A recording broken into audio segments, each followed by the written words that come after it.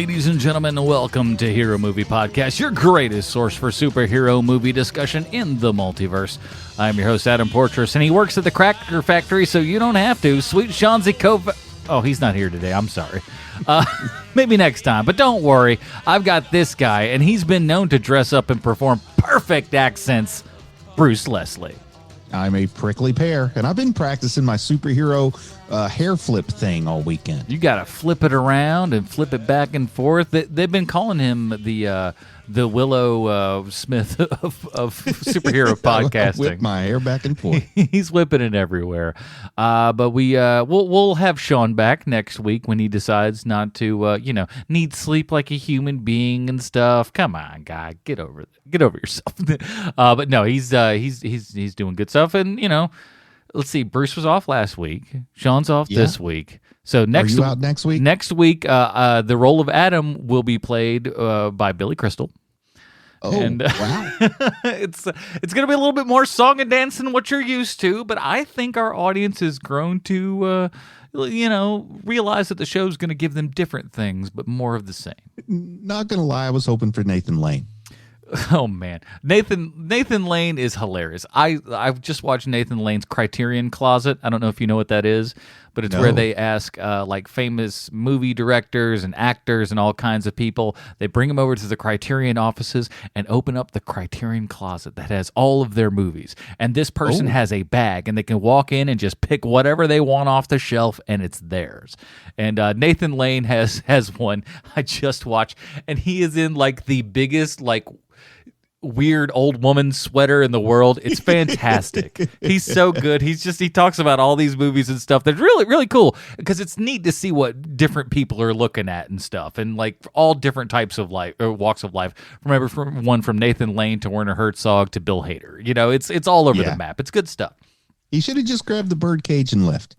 That's not on Criterion. It should be, though. But before we get to our... this week, we're reviewing Black Widow. I don't know if you put that together or not, because that's the big thing that's out. And I don't know. I didn't get to take a look at the actual box office predictions and everything, but judging from my personal theater, it's doing pretty well. I think I read about 215 million global. That's not awful if that's global. I mean, it's opening weekend. It's not life of the movie yet. That's just opening weekend. I think that's generally pretty good. That's pretty good. I mean, depending on how many locations are open. And Disney is kind of sneaky with their numbers, but somewhere I read that it might be, because it was $30 a pop, I think, on Disney Plus. I think I read somewhere maybe over 100 million home market. That certainly would be interesting. But yeah, okay. So, like you said, 158 worldwide right now from what it looks like a Box Office Mojo. So that's cool. It's doing really well. So we'll be talking all about that and all those good things. Before we do that, we do want to say a giant thank you to everyone who helps support this show over at patreon.com/HMP. Those accent lovers get the pre-show, post-show, dinger zone, and of course get to watch or vote on a movie that we watch each month. We do have 2 new names, but because Sean is out this week, I have decided to... Let me do one. I haven't done a name in forever. Okay, I've got... So let's see. You've got the name in the groups, yeah? I'll let you pick which one you want. Do you remember what they are? I'm looking very quickly because I have them in the messages somewhere. I thought I did too. Yep. Okay, I have the names. Okay. So I will do Noah, and you can do Andrew, and I'll let you go first. All right. Andrew, you've come in at, I think he was in at $7 Canadian, which I think is $358 US. Again, not very good with the world translation numbers and everything, but I think that's fairly accurate. Andrew, I'm going to call your name, oh boy. The Lightning Storm. That's a good one. The Lightning Storm. I like that. Feels like you might be like a slight bit of a hockey player, superhero, one of those things. The Lightning Storm. I like it. Yeah, Andrew, you are the Lightning Storm. Wherever you go, those in front of you cower. Not bad. Bruce, what do you got? So I'm going to go with Noah Hardwired Overton. Hardwired. Yeah. I like it. Hardwired. All right. Well, we'll make some notes of My that. My second choice was Landline, but I like Hardwired better. You got to get into the hotline. That was always something that you heard in movies in like the 80s and 90s and stuff that you never hear about today. Getting to the hard line and crap like that. Yeah. We need more cliches. Not enough of those these days with all the internet age. So to recap, we had Andrew Lightning Storm Davis and Noah Hardwired Overton. Not too bad. So if you would like to vote on what we watch, get the pre-show, post-show Dinger Zone, which, by the way, the Dinger Zone today is just me and Bruce, and we got to go hog wild because Sean wasn't there. We get to talk about, like, dreams and all kinds of stupid crap that Sean would never allow us to do because he thinks those things are silly. Bruce and I realize those things are silly, and we embrace that silliness. So if you'd like to hear that, and, of course, get yourself a nickname and all the other great stuff, head on over to patreon.com/HMP and join today at a rate however big or small. Make it something that means something to you. There's so many places that we all go and drop a boatload of money on these giant corporations who do not give a crap about you, will not give you a nickname, or do Zoom hangouts, which, by the way, are coming back. Once I get a little bit more of a... one person's been curious about those. Yeah, once the schedules kind of clear up and everything, because I think ultimately what we'd like to do is like kind of a midday Saturday kind of thing at some point. So we could serve the international audience. Exactly. We want to kind of get in that afternoon area, so it's not 2:00 in the morning when we try to do those Zoom meetings. So we'll do some of that, but you get all that kind of good stuff. Patreon.com/HMP, and we really appreciate all of those people for their fine support. Well, let's get into it. Here is the trailer for Black Widow. You don't know everything about me. I've lived a lot of lives before I was an Avenger, before I got this family. I made mistakes choosing between what the world wants you to be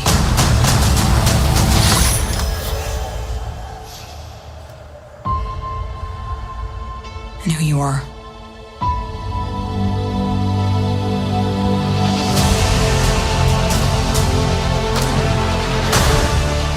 Go back to where it all started. Where did you think I was all this time?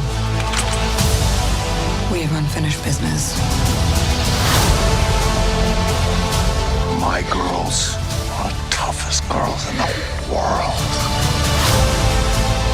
I'm sorry. We had our orders and we played our roles. It wasn't real. It was real to me. To me, you were everything. Bring her home. Put your seatbelts on. She's such a mom.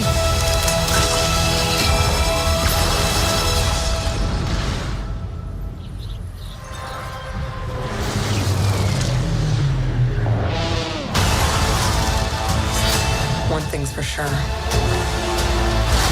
I'm done running from my past.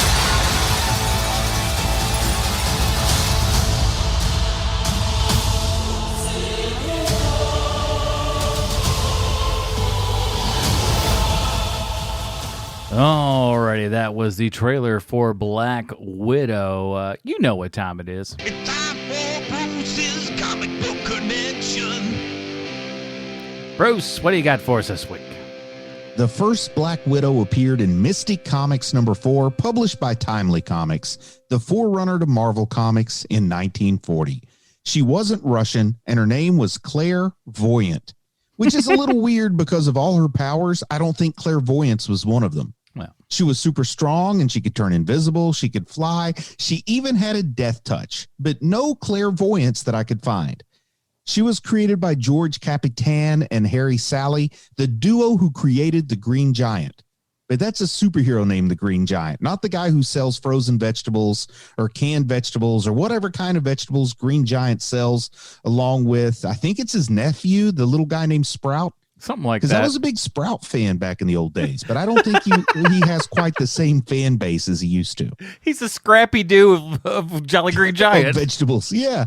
But the original Black Widow from the 40s, well, she was possessed by Satan. Then she got shot, and her soul went to hell. And Satan gave her a Black Widow costume and a bunch of powers and sent her back to Earth to avenge her death. She successfully murdered the guy who murdered her and goes back to hell, and Satan told her, job well done. Then he gives her a new task. He said he's fed up. The devil is fed up with all these sinners going to confession and being forgiven for their sins before they have a chance to die and go to hell. So he sends her out to murder them before they can get forgiveness. Yep. This is what a post-depression, pre-World War II American superhero looked like. That's great. Satan gives Claire these marching orders. And this is a quote from Satan. I'm quoting Satan here. On the upper world are mortal creatures whose hearts are blackened with wickedness and corruption. You, the Black Widow, will bring their evil souls to me. She kills corrupt arms manufacturers, a crime boss named Garvey Lang. She kills members of a gang called Murder Unlimited. But then the golden age of comics ended, and even Satan couldn't save her. She lay dormant for a very long time, and then she showed up in Kurt Busiek and Alex Ross's nostalgia comic Marvels, in which she was retconned into aiding Captain America, Namor, and the original Human Torch, Jim Hammond, in their fight against the Nazis who took Cotton Hill's shins. Well, against Nazis. I added that Cotton Hill part. But she was also made part of a Marvel group called the 12, her and 11 other people. And this was in a story that retconned her history a little bit. In the 12, she became the Black Widow in 1928 rather than 1940, and she did so to avenge her sister's death rather than her own. This version was put in suspended animation during World War II and revived in present day, and she immediately recommences serving as an instrument of vengeance for the devil. She's a lot like Ghost Rider in that respect. This Black Widow only appeared 5 times during the Golden Age and somehow managed to wear 4 different costumes and have 3 different hair colors. So who knows what she's supposed to look like, but I'd wager her costume likely features a spider, and she probably was what folks in 1930 considered sexy. So I'm picturing like an Eleanor Roosevelt vibe here, you know, exuding so much heat that even her own cousin couldn't resist marrying her. You know that Roosevelt was both her maiden name and her married name, right, Adam? No, I did not. Yes, she married her cousin. Holy cow. This sort of thing, you know, these things aren't always agreed upon, but comic book historians do believe that Clairvoyant's Black Widow was probably the first costumed female superhero with superpowers. Huh. So you're welcome if that's ever the answer on Final Jeopardy, Adam. Will do. Now, just as Golden Age Green Lantern has no direct link to the Green Lanterns that followed him, Clairvoyant seems to have no link to the Black Widows from the Silver Age and beyond. I mean, other than that Eleanor Roosevelt infused sensuality. So, Adam, do you want to run down your list, or should I just start listing facts about Eleanor Roosevelt? No, as much as the Eleanor Roosevelt talk would have our fans just ready to explode with excitement, we can't do that to them because we got to talk about Black Widow. We'll save that for a dinger zone. Exactly. That's what your money gets you, folks. If the trailer and comic book connection wasn't enough for you, let me try to sell you guys on Black Widow, because this movie has everything. ScarJo, Florence Poe, Rachel Wiz, Ray Winnie, and David Harbour. You don't get a nickname, David. Russian accents, plane wing hanging, bad parenting, no room no one can find, falling into a hero stance, the new Oprah Uma, which is Budapest and Budapest. Stupid. Living off the grid, a dude who just gets you stuff, Taskmaster, Red Captain America, face ripping, gun shooting, choke holds, a game of small woman or giant bottle, white onesies, hanging out in the clouds, and a decent Nirvana cover, man. This movie's got everything. Yeah, that Nirvana cover was decent. I mean, there's so many of them that, like, when you see them in some movies and stuff, are really, really bad. That one was pretty good. It did well because it was slowed down in a montage at the beginning. I only thought one thing when I heard that song playing during this movie. I got like annoyed that in an indirect way, Courtney Love was making money from Black Widow. Yeah, I agree with that statement. And, you know, she's never done anything to me personally, but I just like, It just bugged me to know she was making money from this If movie. they gave all the money to the kid, I'd be okay with it. Just like directly to her. She's of age at this point, if I'm not mistaken, or pretty darn close. Frances, she's made her own movie. Holy smokes! I tell you, man, that's what time flies. We're getting old, Bruce.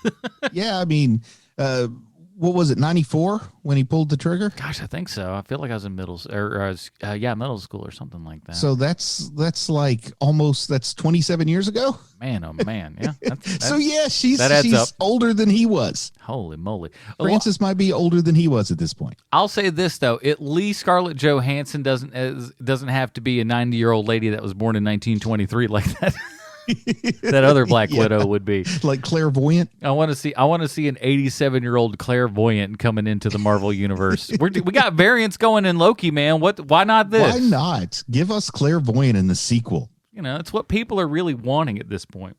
So this is the movie that had been rumored, perhaps gestating for quite some time. It took forever to get there, so much so that the character itself in the regular continuity of the MCU is dead before she gets her own solo film, which then also contains her origin.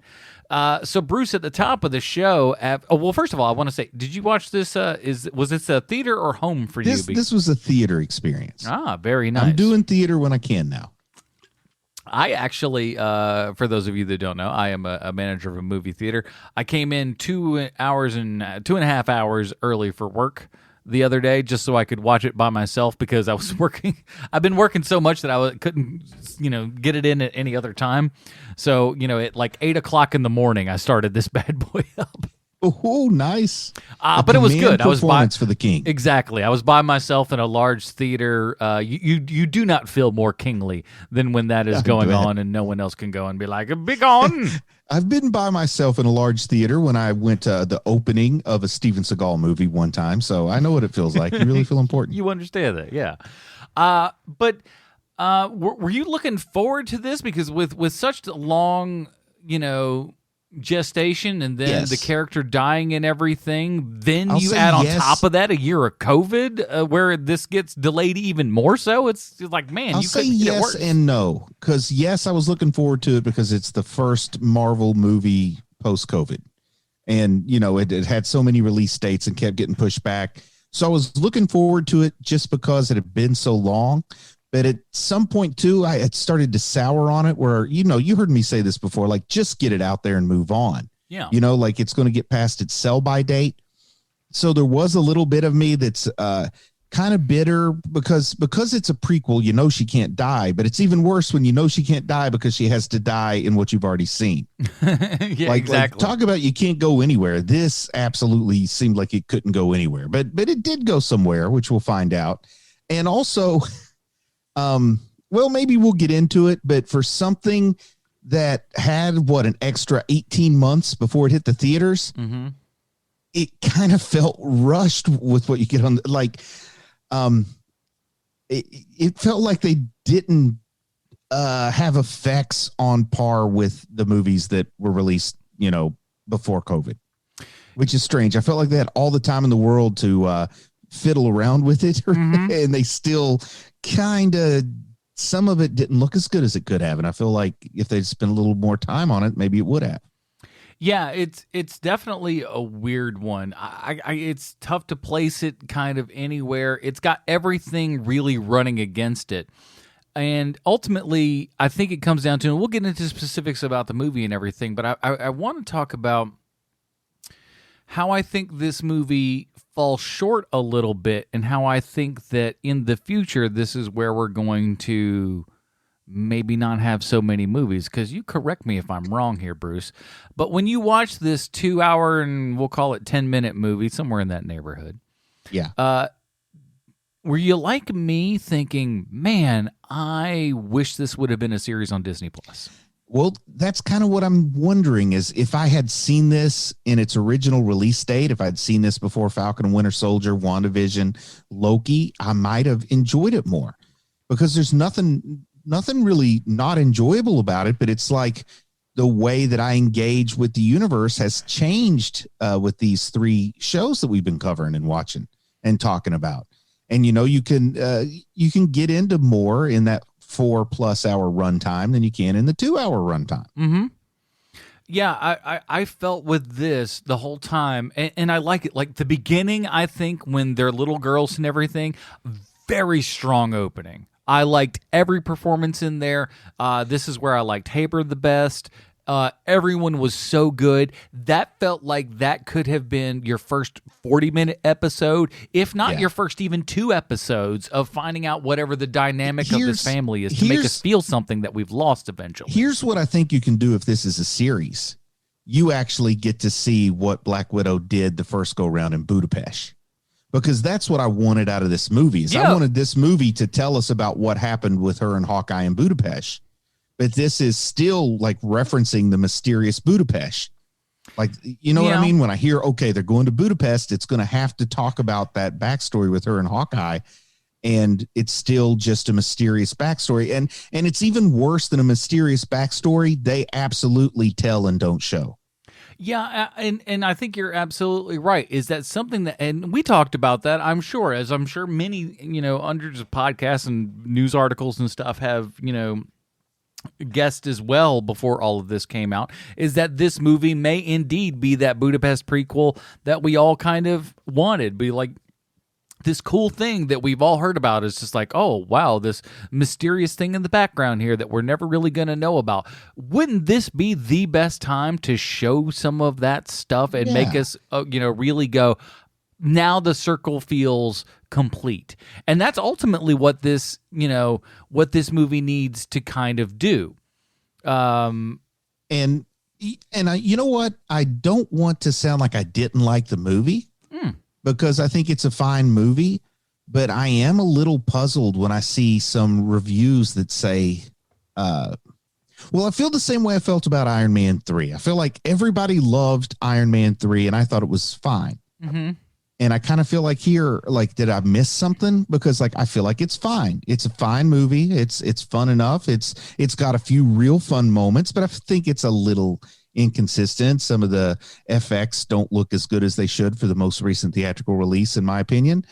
But I'm seeing praise like the best Marvel movie ever, which is kind of, it's almost like a cliche that they say that about every Marvel movie the day before it's released. That's somebody who just wants a quote within the advertising so someone knows who they are and they can finally point to their mom and just be like, look, Ron from KWCRB in Cincinnati says that, best Marvel movie ever. It's just like, you're not crap. I wonder if the same guy's saying it with every movie. Well, dude, did you know that there's a thing where this has been done in the past where they've brought critics to screenings of movies ahead of time, and as they have come out, have a table set up with pre-selected quotes that the movie company themselves have come up with.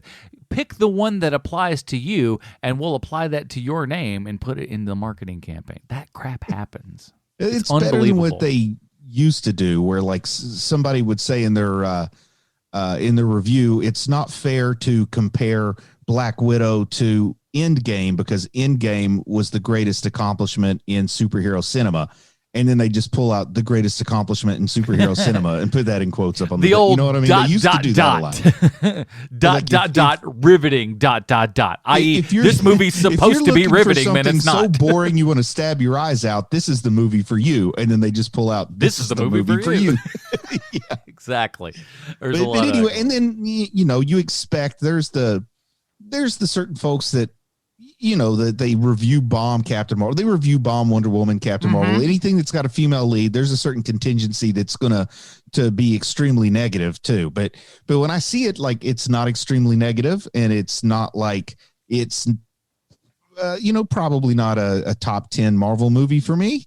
But it's not bad, because even like the Marvel movies that come low on the list can be fun for me at least. Yeah, like even this stuff like outside of maybe Dark World, but Dark World has a little bit more sense now that we've seen, future stuff, and you can kind of think of that. But by and large, Dark World's probably like maybe the low note for the majority of people.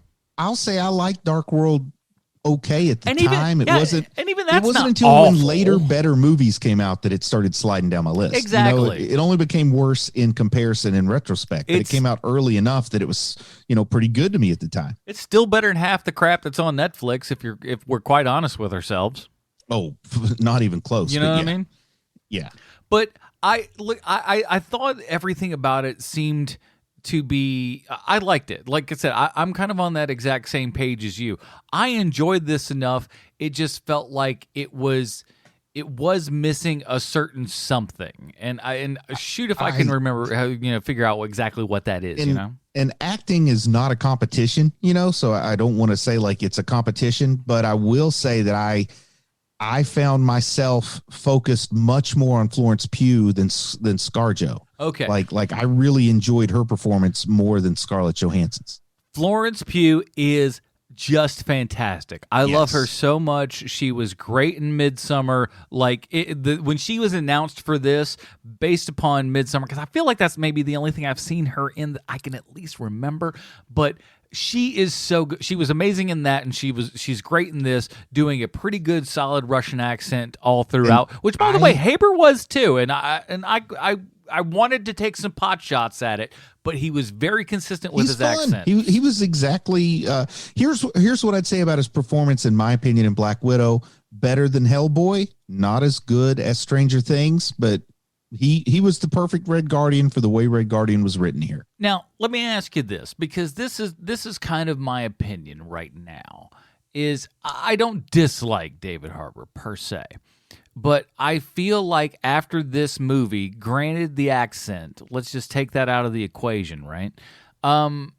Outside of that, how is this any different from the plurality of roles that we've seen him take in the last couple of years, where it's just like, I'm the big old grumpy guy?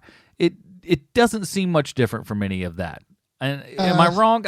And that's why I love the first half. The first half, when they are with the little girls and everything, it felt like a different person. It felt like David Haber acting, right? And even though he's doing this Russian accent, I don't feel like he's acting as much as he is just kind of like being the same guy that he is in a lot of stuff, just a different accent, I feel like he's a lot different here, because here he's a guy thinking back on some glory days, still feeling some feelings of greatness, kind of balancing the business side with showing a little soft family side. Whereas normally, like if I'm thinking about Hopper from Stranger Things, or I'm thinking about Hellboy, the only other two roles I know him from, they're both very, very comfortable avoiding action in the spotlight. They just wind up there when they don't really want to be. But he's always grumpy though, isn't he? He's always kind of like, yeah, but I mean, come on, he's a 45-year-old white guy. What else are you going to be? Yeah, well, I guess so. It's just like, I mean, what else are you going to make him in the movie? Look at him, and he said, you're definitely not going to try to get him to slide into the Thor Captain America role. He's also said that he's been in his 40s for the majority of his career. And he apparently is extraordinarily likable in real life, and that always goes a long way. I'd hope so. His Oscar speech made me go like, well, maybe he's a little edgy sometimes. He gave an Oscar speech? Yeah, or was it an Oscar? Where was it? It was. I know. I couldn't imagine Hellboy won an Oscar. Did he win for something I don't know about? I think it was Emmys. Okay, that I would believe was Stranger Things, because I remember him up there with Winona Ryder having her freak out. Yeah, people don't remember. He was going over the top, and it was a little bit nuts. But like, as crazy and wild as all of that is that's not even the best part. The best part is watching Winona Ryder, presumably drunk or high out of her mind, just like reacting to things that aren't like. Yes, it is. She's so like looking great. around, wondering where she's at and who all these people are. It is amazing. Like, she's surprised when she turns a corner or somebody says something, and she's like, "Yeah, woo, that's good." It's like she was like, "I want to be that messed up." She was having such a great time. I'm like, I'm with you, Winona. Let's get there, man. It would be like if you found a feral child who'd been alone in a log cabin to the age of 45, and then the very first place you took them in public was the stage at the Emmys. Come right on up here. What's this thing? Bright lights, noises. Everything's weird and scary up here. Florence Pugh, though, I Yes. want to talk about her because I only know her from two things. I haven't seen Midsommar. Do yourself a favor. I mean, especially with your family, Yeah. you guys would love it. The drawback is it's kind of on the long side. It is a little long, and the first bit is a little like, boy, we are gonna bring you down right off the bat, boy. Now, I'm going to tell you when I fell in love with Florence Pugh as an actress, and it was a movie that I had no interest in and I shouldn't have liked, but Fighting with My Family, that was like produced by the WWE. And that I was have kind of- heard that the people She's I have good in seen that. that is people that love that sort of stuff really, really like that. So you enjoyed it. Yes, and she has a certain like she's a lovely lady, obviously, but she is not afraid to look unattractive on camera. You know, it's an interesting vulnerability that she has that like She has Scarlett- a great ugly cry. She's so Yes, good at ugly cry. and like Scarlett, even when she's all beat up and covered in sweat and blood and stuff in the middle of the fight, she still looks like Scarlett, you know? Yeah. But like one scene here in Black Widow, like when she's kind of making fun of the way that Natasha always does like the land and flips her hair, and she's sprawled out there in the bodega kind of flipping her hair. She looks awkward and clumsy and not very attractive there, like a very vulnerable look. And it's just something about like her ability to do those sorts of things when you know she's a beautiful lady and she can convince you that she's not for a few minutes. Like some of that is just amazing, and you don't see a whole lot of people. I guess it's the same reason everybody praised Charlize for Monster. Yeah, it was just like, you mean to tell me that this beautiful woman put on a lot of makeup and got super ugly? Give her an Oscar! No, she was really good. I love that role. She's so good in that. Yes. Christina Ricci is so good in that movie. That movie in and of itself, if you haven't seen Monster, do yourself a favor. Deserve Woo, the it's good. accolades it received. from what I Exactly. recall. Yeah, it's one of those, like, everything that you've heard that's good about it is there for a reason. And anything that, because man, Charlize does a lot of garbage for paychecks. You Yeah. know that she is the real deal when you see her in that movie, and you don't go like you do not feel that they gave it to a pretty woman because she uglied herself up. She is that good in that A movie. very different performance from what she gave in F9. Oh man, I haven't even watched F9 yet. I cannot stand that Justin Bieber haircut or like Simple Jack, It's a whatever's bowl going cut, on there. yeah. Holy moly! You thought the last Fast movie was terrible with her hair. It's like, oh, she looks so ugly, and she just goes, "Oh, you think that's ugly? Hold my beer. I got this haircut that ain't nobody gonna believe." This is Jonathan Taylor Thomas, circa 1993. Watch out. Oh, good call. But yeah, I think a couple of real purposes for this movie. I mean, Black Widow needed a standalone. At least somebody. It's almost kind of like nobody necessarily deserves anything. Like I don't want to say you deserve something just for existing, but like Black Widow probably should have been the first female to lead a movie instead of Captain Marvel, because she's been there. She's like part of the team. She's, why are you bringing in this Johnny come lately when you've had me right here all along, buddy?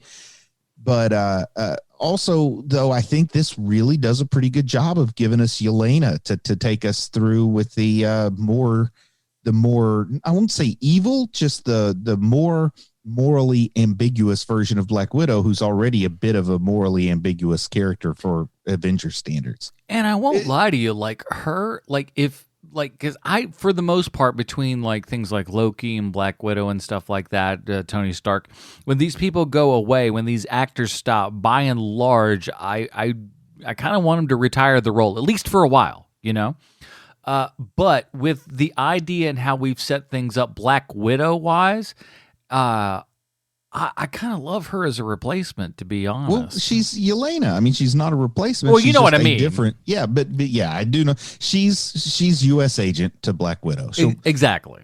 she might even be White Widow. They might do something like that. But it's They've done got that kind of thing in the it's comics. kind of got the vibe and stuff from Black Widow that we never really got, the Russian accent and all that kind of stuff, and they make fun of it a little bit here, which I kind of like. I kind of like them she just is going the Black we'll Widow get it." who doesn't forget that she's an assassin. Like, you know what I mean? Because at some point, Scarlett's version, Natasha, is part of the Avengers, so killing has to be a last resort for her. But we're going to get Yelena, where killing's like, it's if you got 7 options, killing's at least in the top 3. I got to do something. Maybe I might kill somebody. Who knows? Yeah. Now, and Red Guardian is going to be he survived this movie, right? I'm trying to remember. I only got to see it the once, and again, it was 8:00 in the morning after I'd opened the previous day. I kind of feel like he survived it, but man, maybe I need to watch it again to be sure. But he's a nice, crazy, wild card comedic character that will do the streaming shows. Like, it's not a big deal if you ask him. Like, his career, the biggest paychecks he's gotten are probably from a streaming show. So like Red Guardian could be this funny kind of character to pop up from time to time in streaming shows going forward. And here's the thing. Nobody's going to call for a Red Guardian movie, but a Red Guardian show might be kind of fun. He does seem like he's having a very good time while he's doing it. While I may bust on him for kind of playing similar characters all the time, he at least in this is 100. And again, I don't know why. Maybe I don't know why I have like a little bone to pick with the guy, but I just kind of do. Maybe it's because I saw him in all the. Wouldn't you kind of like to see an episode of Falcon and Winter Soldier season 2 where it's like Bucky and Red Guardian trying to do something together? I could see that. Listen, I'm open for anything. Because, the Winter Soldier, he's a Hydra creation in the MCU, but, Brubaker's Winter Soldier was a Russian creation. Like they didn't quite get it right with the Red Guardian, so they did it better with Winter Soldier, so you can see that, like, I'm the version of you that worked and all that kind of stuff. Yeah, and that's there's a lot of fun and stuff to be had with all of that, I think, and I think he plays really. I love the jail sequence where he's arm wrestling everybody, and this guy who is the size of a flipping king size bed comes over there and just sits down and goes like, "All right, I'll do that," and then goes like the fly and just straight up rips his arm. It's great. You calling me a liar? And I love how they just call him out for mail. Like, hey, you've got some stuff here. Why don't you come on down? And he's just like, well, let me put on my shirt, then I'll just come. And I do like it that all he needed was to know there was a ride outside, and he could have escaped at any point. Like, I do like it because this is a guy you could easily, even the young David Harbour that's living in Ohio at the beginning of the show, this is still a guy you're going to underestimate. But he's got that super soldier serum. He's almost always the strongest guy in the room, even though, I kind of like that about him. And I knew, like I said, I think I saw the full trailer for this maybe once a year ago, or maybe like just as theaters maybe were starting to reopen, maybe like for Tenet or something like that. I might have saw the trailer for this one time. But I saw nothing. I actively stayed away from everything. So I really knew just nothing going in, and man, oh man, let me tell you, it's the way to do it. It's the way to do all of these things. Don't know nothing going in. It's going to be your best friend always. Because I had no expectations. I had no, I don't want to say prior knowledge, because we all knew the character and everything, but it wasn't anything. I wasn't looking for something huge and gigantic. We were looking for a movie that perhaps we should have gotten, 5-8 years ago. But overall, would I have liked to seen those things there? Yes, but they're not bad here. Like I said, I think the biggest thing that we want to say is that, like, I don't think either of us really hate this movie in any way. It's just nothing overly special. It would have been really nice if this movie had come out in the time in which it's set, which is after Civil War, but before Infinity War. So if this movie had actually come out between those two movies, I think it would have worked for me for a couple of reasons. I mean, number one, we still don't know the ultimate outcome of Black Widow's character arc, and we haven't kind of been trained to expect a different kind of story from the streaming stuff at this point. Yeah, it's been a lot of the sort of same stuff, and like I feel like this will probably be the last one of these types of movies where we just kind of get something a little bit later. It feels like what they're wanting to do now is definitely planned. When's the last time we saw a member of the Avengers in a standalone movie that other members of the Avengers didn't show up? Like, we've been trained that every standalone movie is kind of a mini Avengers movie. Like Thor Ragnarok still got Hulk popping in there, and he's a big part of that movie. You go Captain America Civil War was basically an Avengers movie, right? Yep. Doctor Strange might have been the last one where no other Avengers showed up. Yeah, nobody really there. Like, we had Was there? No, wait, that was different. That was another. That was So I think game. Doctor Strange, no other Avengers showed up. That's probably the last one, because I think the time of like the standalone hero that does things without their friends just doesn't exist anymore. By the way, quick aside, just because it popped into my mind, something I saw today. Hollywood Reporter article. I didn't get to read it, but I read the headline and like a quick little blurb from it. Taika Waititi says that Thor: Love and Thunder is the craziest film he has ever directed. He's like, I've done some wild stuff in my career. He made Jojo Rabbit. Exactly. It's like you made a movie with a little kid who has an imaginary Hitler as a friend who's a nice guy and just wants him to do really well. It's like you created that movie, and he's going, I done stuff in this Love and Thunder that I ain't never done before. And I'm like, what are we doing? What is this movie? And he's such a great salesman in that way, because he always just like, listen, I don't want to say this is the best Marvel movie ever, but it is the best Marvel movie that there ever was. He is one of those guys. He'll sell you his own stuff, and I kind of love that about him, the unabashed salesman of it. Lloyd Kaufman's got it. Roger Corman's got that, where it's just like, yes, I'm selling you this thing and you're going to buy it. He's really good at that. But for him to just go like, Love and Thunder, I can't believe what I'm getting away with in this movie. It's like, what are you doing? I'm excited. But back to the whole idea that I think the time of the standalone superhero movie, at least for Marvel, I'm going to say for DC, it's kind of going to be that way too, I suspect. But the standalone superhero movie is not in vogue at the moment. You got to have at least a couple. And I think Clint would have made perfect sense to have shown up in a Black Widow movie, because they have that relationship, that friendship. Now, I don't know this or not, but they obviously clue into it a little bit. Is Florence Pugh in the Hawkeye show? I'm doubting it. Has she ever done television yet? Not to my knowledge. I mean, I'm going off the top of my head. Let me take a quick I'm doubting it. And if she was, it would be one of those things that would be like the big reveal, like we wouldn't know about it. She's done a couple of little probably things. Stuff on the BBC or something when she was on her way up. Yeah, something Little Drummer Girl in 2018. I'm like, she probably wasn't even born till like 1997, poor girl. Yeah, so I do like it that when they're in Ohio, what do you think? Maximum age gap between Natasha and Yelena. Okay. The little blonde girl and the little Natasha girl. By the looks of them, I'm going to say 9 and 4. Yeah, well, I'm seeing about a 5-year gap, which is kind of funny when, in real life, it's 13, 14-year-old gap. Yeah, I mean, old ScarJo looks pretty good for her age. Yeah, she's holding up better than I am. I'm not going to begrudge her that. Now, get this. Not just anybody can pull in that sweet, sweet Colin Yost. Listen, Talk bro. about a guy hitting above his weight class, to quote Sean. He is hitting above his weight class. Now the Ryan Reynolds thing, I understood some of that. Like I get that. Yeah. I'm like that's just like two things that are the same meeting together and becoming one. I get that. Yes. But Colin Jost, like he's a good looking man, but he's a paperweight. People, come on, he's not funny. Not funny. Listen. I don't want nothing to do with ScarJo. I'll tell you that right off the bat. We would probably hate each other, and that's fine. And she is in this movie. No, she would definitely hate me. Yeah, I mean, I don't know. But this movie shows you she is so damn tiny. That is a tiny little woman. They have what are the size of those bottles that they're drinking in that scene? The two of them. Yeah. Also, kind of and this movie was directed by a lady. Mm-hmm.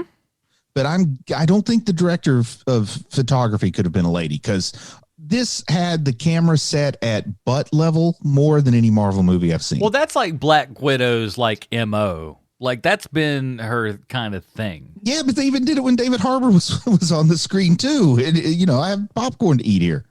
Gabriel Bernstein is the guy who is DP. Who's the DP for this thing. He's done a couple of little movies. I don't know if you've ever heard of them or not. It's he's done what was it? Thor Ragnarok. He worked on that movie and a couple of he actually did have the camera at butt level on the Hulk when he was naked. Oh, he did Blade too. This guy's he's done some things. He's done some stuff. Yeah. But So yeah, I think that's it. I think I'm struggling here. It was not exactly a first time director, but this was the biggest thing I think she'd ever worked on when I looked up her. Now her get body this. of work. I read this. Scarlett Johansson actually like really, really pushed for her. She did not think that she was able to do this. She was just like, I don't know. This is not really what I particularly, I don't know if I can do this kind of thing. And Scarlett actually pursued her. They like talked and did some like Zoom meetings and stuff like that and really got to know her as a person and was just like, listen, I really think that you're the right voice for this, and brought her on. So Scarlett, even because Scarlett is not only the star of this movie, but also a producer of the movie. So she was like, no, I want you in on this. And she was really good. And Jack Schaefer from WandaVision was one of the people who helped write the story for this. So it was her and another guy, and the guy who wrote this, I'm trying to remember off the top of my head what he's done, but he's done a couple other things that you would recognize and stuff as well. So it looks like a pretty good team overall that they tried to get. Eric Peterson is the guy who did the actual screenplay. He did the Ragnarok and Godzilla. He did the Agent Carter stuff. He wrote like 10 episodes of Agent Carter. He wrote the Agent Carter like little mini movie that was in the add-on to Iron Man 3 or something like that, whatever it was. But these people, everybody's been around, and so it's what's nice is seeing this kind of like little Marvel queue that's always kind of coming up. People are, moving up in the system and everything. It's very Corman-esque in a lot of ways. And we haven't appreciated it as much lately, but Marvel really had a pretty good track record of plucking directors away from TV. Like they're not people who hadn't worked at all. They're not unknowns, but like the Russo brothers, their body of work was Community. Yeah. And then look at what they did. And, there's some other examples there. Taika Waititi, was he coming from the Wilder people when he did this? Yeah, that was probably like his biggest calling card at that point, I'd say. James Gunn was doing smaller stuff before they plucked him out. So they had a pretty good track record of finding people who were they didn't want any more Favreau's and Joe John. Like they didn't want a director who was bad, but they didn't want a director whose personality and I guess you could say their presence would make them a producer as well as a director. Well, and that worked well for him. Yeah. Well, let's talk about this too, because this is something that's recently come out that kind of that. That's why they got rid of what's his name on Ant-Man, Edgar Wright. Yeah. You're not going to play ball? Yeah, adios. But and here's the thing. At the same time, too, like we said, that movie worked out pretty well. So, like, whatever Marvel's doing, like, I kind of feel like especially after Ant-Man, I'm like, well, whatever you want to do until you guys really start screwing up, I'm kind of on board with whatever. And this is kind of the same case here. But overall, I like the movie. I had another point, but I totally forgot where I was going with it. Let's talk about the credit scene. I think we've really Ray Winstone. Oh, yes. I've seen at least one person who thought Ray Winstone was underutilized because he's a real. He's a real scene stealer. He's my kind of actor. Yeah, he's a big guy. He's kind of all over the place and stuff. I like him in a lot of things. I liked kind of seeing him as the villain here. Could he have been used a little bit more and a little bit better? I think Perhaps. in the first act, we could have used some of the old cliche that everybody hates to hear, but we could have used a little more show, not tell, that featured him doing some bad stuff instead of them just talking about the bad stuff he did. Now, one thing I did notice while I was delivering some pizzas to some people while this movie was playing and the opening credits were going, he's in the opening credits a lot more than you remember as well. Probably. They kind of pepper him in and stuff as well, but you're so like, hey, I'm trying to listen to this Nirvana song cover thing. So do you pronounce his name Winstone or Winston? Winstone, I thought. That's Ray what Winstone. I say, but a lot of times people laugh at me like they think I'm doing it on purpose. So I just want to make sure. I'm pushing on 98. I'm pushing on 98. It's Ray Winstone. Okay, good. So let's talk about that end credit scene where, we were supposed to see this before we saw the Falcon and Winter Soldier. Yes. Now, if this movie had been placed where we thought it had been placed, boy, would this leave us scratching our noggins until it's raw and bloody. Am I wrong? Because they show us nothing. Know that did we at least hear her referred to as Val? I knew she was Val, so it would have totally passed over me whether or not Yelena called her Val. I feel like she said Val, but that was it. We didn't get. If we didn't get any further. As long as they say Val, there's only really one Val that works in this situation, so everybody would have been on top. Valerie Bertinelli. We all know that. But we really would have been puzzled if we just see Elaine up there and they don't even say her name. Yeah, it would have been like, oh, Julia Louis-Dreyfus has showed up to the Marvel Universe. I guess this is just a thing now. Maybe we'll find out in Captain America or Falcon and Winter Soldier. And once again, I don't know what has been toyed with in the post once they knew the release schedule was changed, but I really feel like her appearance in the Falcon and Winter Soldier was a better first appearance than if this had been her first appearance, because she kind of explains who she is and what she does better. Here we see her sneeze and blow her nose and say, hey, you want to go take out Hawkeye because he's the one responsible for your sister. Well, I think it's tough. I think this is probably a better first one because it really would leave us with that big question mark. And then, of course, you'd have the internet blow up to be the internet that it is. And we'd talk about like Val's this and that and the other. And like we would know what it is by that point. Plus, yes, if we see this first, I don't think it's obvious that we're going Dark Avengers kind of direction. But when you see her get U.S. Agent, you know that's the direction they're going. Yeah. I think it would have been cool ahead of time having that little bit of thing. It almost would have been neater. Like, man, this is pushing the button a little bit, perhaps. But maybe they could have shown something else. Yeah. It's not like no one's going like, boy, we wrapped and we locked picture 1 year previous. There's like, and we also know that there's, this much of a gap between now and when this movie is coming out. We know that we've now introduced this character in another program. Perhaps we might think of a different button for this show, or at least modify said button in one way, shape, or form. Once the credits start rolling, and it's already been like, because of the Falcon Winter Soldier, everybody knew she was supposed to show up first. Like it was just, I don't know, a public statement or something. So as soon as the credits roll, I'm like, okay, so our end credit scene is going to be when Julia Louis-Dreyfus shows up, or Elaine, as I still call her most of the time. I almost forgot that, like, I was, honestly, even though the fact that I knew it ahead of time and everything, I was still kind of like, oh, yeah, I almost forgot. But you want to know what my advice is for Marvel, especially something like this? Go mid-credits. You don't really need to sit all the way to the end of credits for this one. Yeah, especially this one. This one would have been a fine mid-credits, and then maybe I like the funny at the end credits. I like the mid-credit scene to be kind of your teaser for the next one, and then your end credits is kind of like your shawarma, if you will. Yeah, like the end credits could have just been a bunch of Russians around a crashed helicopter saying, in subtitles to tell us what they're saying in Russian. How in the world did this helicopter land here?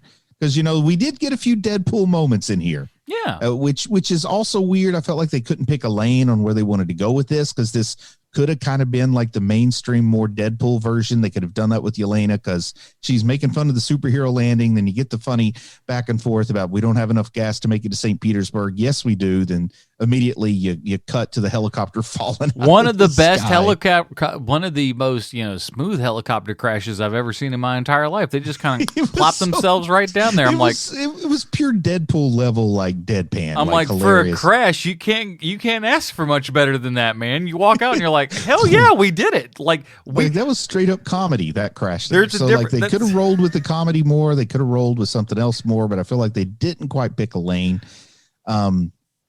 But yeah, they could have actually made Yelena to be like the wisecracking, the more, not necessarily Deadpool to that extreme, but she could have been the more funny member of the next generation of Avengers, or Dark Avengers, or whatever you want to call her. I think she could probably still get a little bit of that, but the big, the jump down, and she had the pose, and she was just like, oh my God, I can't believe I just did that kind of thing. Yeah, but the funnier one was when she's in the bodega making fun of her for doing it. Yeah.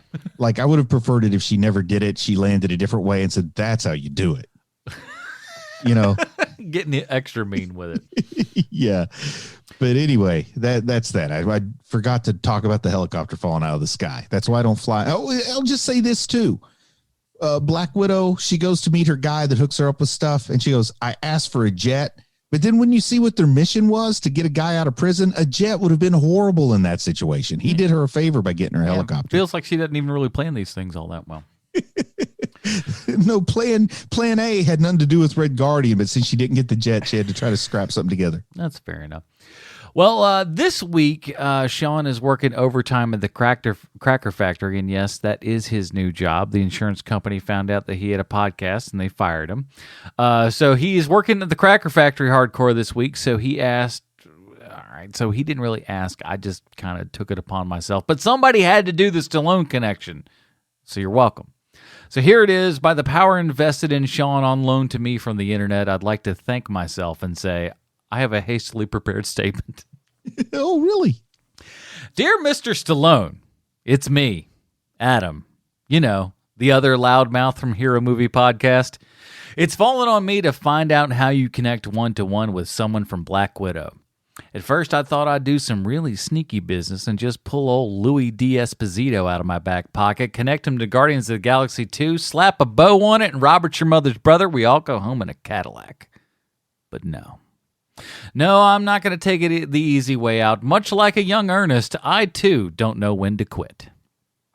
Mr. Stallone, you've worked a lot on just a boatload of movies, so it only stands to figure that you are bound to, at some point, be in a movie where Anson Azarnov has worked in stunts. From Bud Akins to Buddy Joe Hooker to Hal Needham, stunt guys are a wild breed. You've got to be ready, willing, and able to go anywhere and do anything. You do all the work. The pretty boys take all the credit. Over 80 years and still no stunts Oscar to be seen. Not even a yearly Lifetime Achievement Oscar for stunts. I won't stand for it. But I'm going to guess that none of that stuff means no never mind to Anson Azimov, as he has been in over 140 stunts to his name, with titles such, just the familiar ones. We got Troy, Day of the Dead, London Has Fallen, the original Hitman's Bodyguard, and is currently in theaters sequel, The Hitman's Wife's Bodyguard, which I haven't seen the second one yet, but I can tell you this much. I've stood outside the theater doors, and I'll tell you this much. It's just a lot of yelling and cursing. That's about as much as the plot as I could muster. I'm not saying that you shouldn't see that one, Sly, but, and Anson Aronson has been in more things, let me start over. And Anson Azanov has been in things I'm more positive that he would not like to bring up when you meet him. Titles such like Clobar, Out for a Kill with Steven Seagal, Unstoppable, but not the Tony Scott Unstoppable, the one with Wesley Snipes in it, Raging Sharks, Hammerhead, Mega Snake, and more. But if you ask him, I'll bet Anson Azanov will always say his proudest moments came in stunts when he teamed up with America's Answer to Depression and Sylvester Stallone. They teamed up for Expendables 2, Escape Plan, Expendables 3, and even Rambo Last Blood. Who am I kidding? Stallone probably gets a Christmas card from Anson, and if he doesn't, I'll let you handle that business, Mr. Stallone. So there you have it, HMPers and Ding-a-lingers, this week's Stallone Connection. This is the 8th or 9th time I've stood in for this bit. I'll do better. Now, all right. Normally you take over here, Adam. Normally I take over, but what I'll say is let's get into the old Robin rating system. If you would like to see what that Robin rating system is, head on over to reddit.com/r/Hero Movie Podcast. It's right there at the top of the screen. Bruce, where does Black Widow fall on the Robin rating system for you? It's a fine enough movie. It's like a Tim Drake, middle of the road Tim Drake. You're going to have a good time. You're going to enjoy your popcorn. The consequences aren't with Black Widow. The consequences are what's going to happen with these characters around her. So it kind of has a ceiling on how good it could get for me. But yeah, it's fine. You'd like for your first trip back to the movie theater to see an MCU movie to maybe be the greatest movie you've ever seen. And you might judge this a little bit more harshly because it's just a really good movie. But yeah, it's fine enough. I give it a Tim Drake. Yeah, that's been kind of the consensus that I've kind of talked with people is by and large people seem to like it, but perhaps not love it. I believe that I'm in that camp as well. I think it's a fine movie. It does well enough within its slightly over 2-hour runtime that it has. I enjoy a lot of the characters, but ultimately, like you said, this movie still is a day late and $1 short, no matter how you slice it. For me, it's a Tim Drake as well. Just kind of right there. It's very good, very serviceable. I won't mind watching it again. Even though it's slightly over 2 hours, it does feel like it moves along at a decent clip. There's not a ton of, BS wasted space in there, which I guess you can, certainly count that on the plus side. We want it to be longer, but thankfully within the length that it is, that it's not longer than it is for any other reason than, just to make it bigger, and that seems to be a thing a lot of Hollywood people are doing today. So making it just at a little over 2 hours was good. It worked well enough, but just it's at a Tim Drake for me. I think it's nice to see as part of the overall oeuvre, if you will, of the Black Widow character and everything, but is not going to, outside of perhaps Florence Pugh getting added into the MCU in some way, shape, or form as another role to add into the Marvel pantheon that we've got going here. Outside of something like that, I don't know that this movie is going to carry a whole lot of weight, but there's a lot worse ways to spend your time at a movie theater. Hitman's Bodyguard's wife might be one of those from what I've seen from the thing. It all just seems like screaming and cursing, and I like screaming and cursing, don't get me wrong, but a movie it does not necessarily make. I didn't either, dude. I saw the first movie and I thought it was just fine. I didn't think it was amazing. I thought it was just fine. And the fact that they're like, we're getting a sequel, I'm like, who for who? But there's always people. Let me tell you something, Bruce. Here's what you don't know. At a movie theater that's also a bar, you have people come to your theater at all times of the night. About 11 p.m., roll in for a Hitman's Wife's Bodyguard, and let's just say the theater smells a little funky when everybody leaves, and bet it people does. are having a good time over there. So one way or the other. That is it, everybody. That will do it for this episode of Hero Movie Podcast. We'd like to thank you for hanging out with us. If you enjoy this show, head on over to patreon.com/HMP. Join up at any level. Of course, you get to vote on what we watch and talk about all that point. Get yourself an HMP nickname and all that kind of good stuff. Bruce, where can we find more of your work on the internet? Until next week. People might want to check out my podcast, Anime IO. Chris and I have rebranded Chubby Wizard to Anime IO, where we're talking about anime. Recently covered our first impressions of the summer 2021 season.